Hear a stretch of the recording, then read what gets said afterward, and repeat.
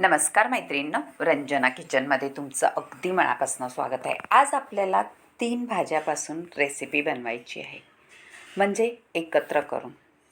तिन्ही भाज्यांमध्ये अतिशय गुणधर्म असलेली ह्या 3 भाज्या म्हणजे कोणत्या?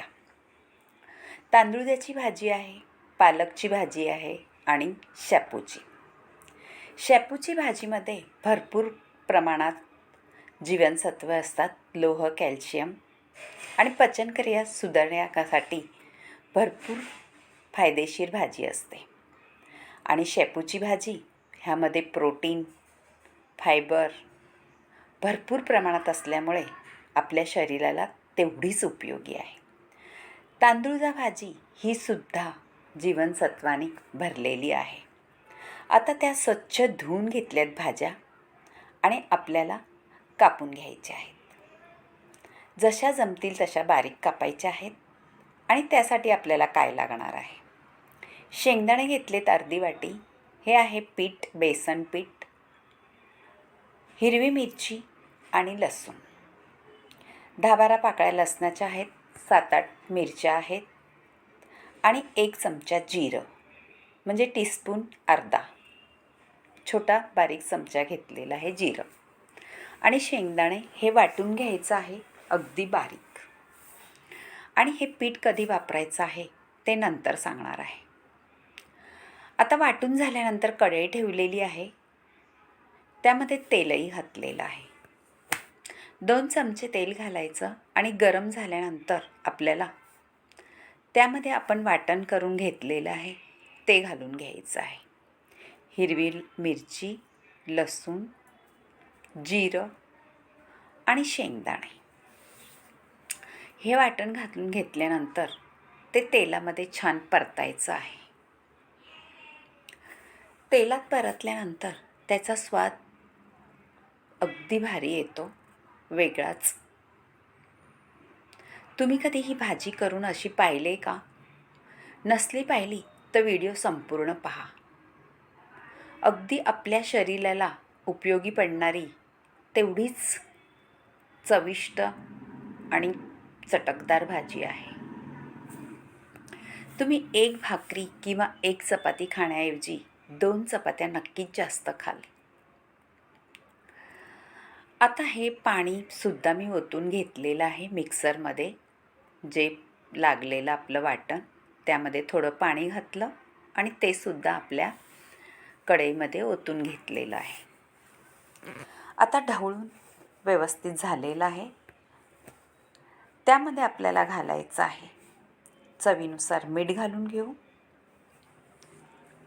तुमच्या अंदाजाने घाला मैत्रिणी मीठ.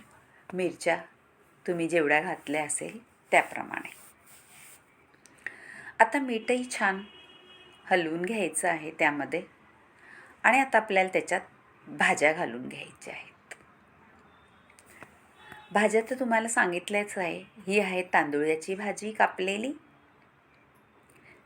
पालकची भाजी आहे आणि शेपूची भाजी. ह्या तिन्ही भाज्या आपल्याला एकत्र करून ह्याची भाजी करायची आहे. आणि भाजी कशी करायची आहे? अगदी बरबट. तुमच्याकडे काय म्हणतात त्याला हेही सांगा. मैत्रिणींनो, ही भाजी तुम्ही भातासोबत सुद्धा खाऊ शकता, भाकरीसोबत सुद्धा खाऊ शकता, चपातीसोबत. तुम्हाला दुसरी डाळ वगैरे करायची काही गरज लागणार नाही. आता भाजी मिक्स करून घ्यायची आहे वाटणामध्ये आपल्या हिरव्या मिरचीच्या. तुम्हाला वाटत होते ना किती जास्त भाजी आहे, पण हलवल्यानंतर पहा किती कमी झालेली आहे. आता सगळी भाजी आपण हलवून घेतलेली आहे वाटणामध्ये.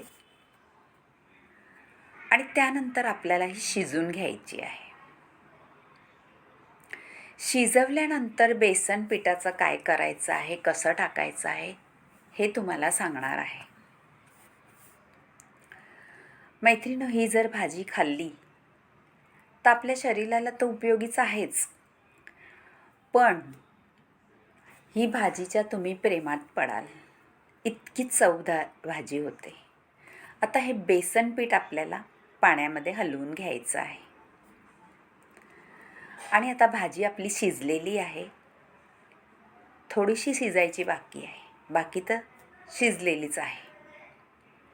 पाहू शकता तुम्ही, कलरही किती सुंदर आलेला आहे, हिरवागार असा. आता ह्यामध्ये आपण बेसन पीठ घालून घ्यायचं आहे. आधी पाण्यामध्ये आपण त्याचा घोल तयार केलेला होता, ते घालून घ्यायचं आहे. भाजी शिजल्यानंतरच घालायचं आहे. आणि नंतर आपल्याला हवं तेवढं पाणी घालायचं आहे. म्हणजे तुम्हाला किती दाट हवं आहे, पातळ हवं आहे. ही भाजी पातळच असते मैत्रिणींनो, जास्त दाट करायची नाही. बेसनामुळे छान ही भाजी गरगटसारखी होते.